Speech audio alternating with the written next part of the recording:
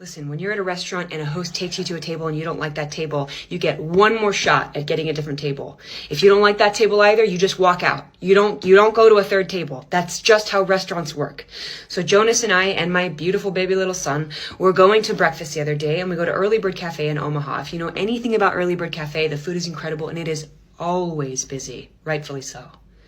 We walk in, the host tries to seat us at one available table, and it's right next to the door. Now, it's 19 degrees outside, which means every time that door opens and closes with beautiful paying customers in and out, the winter wind is going to be blasting our faces. And it would have been fine if it was just me and Jonas. But having my 1-year-old son, I was like, I don't feel comfortable with that. So I was like, would you mind letting us wait for a different table? Happy to wait. Not going to cause a scene. I'm just going to sit here, and I would love to wait for your next available table a little bit away from the door. She's like, yeah, absolutely.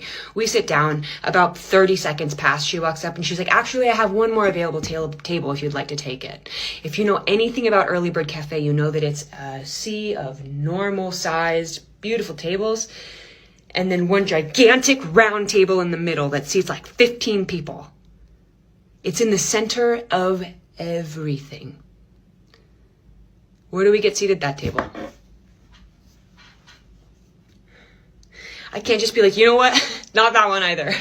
No. So we walk right up to it and we get seated. I'm trying to figure out a high chair situation because there are no edges to this circle in the middle of the restaurant. So there's no really great place to put a high chair. So we just put August on the top of the table, and we're just trying to figure it out. We order enough food for like 5 people because I felt so self-conscious that I was like, people are coming. Don't worry about it. We're meeting people. They just didn't show up. There were groups of people like 3 times larger than our group that were just squishing their way into a booth, like hanging off the side of the bench. Like, our waitress's name was Rain, and she was so incredibly lovely. And so, Rain, if you're from Seattle and you're watching this, thank you so much for your service. Great.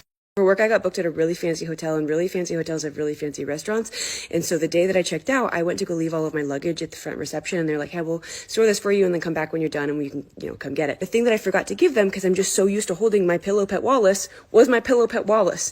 And so I go down to the restaurant to check in for our reservation. I'm like, hi, party of 4. She's like, great, right this way. And I am walking through the restaurant with my pillow pet, and I just turned to her and I'm like, I'm so sorry. Can I give this to you actually? Can you put this in the coat check? I don't think this is an appropriate thing for me to have with people in suits, like right around me. She's like, yeah, certainly.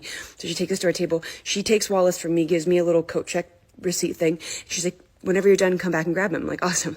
So I think he's stored away in a closet somewhere, and we're eating breakfast. And I'm like, I have to go to the restroom. So I go to the bathroom.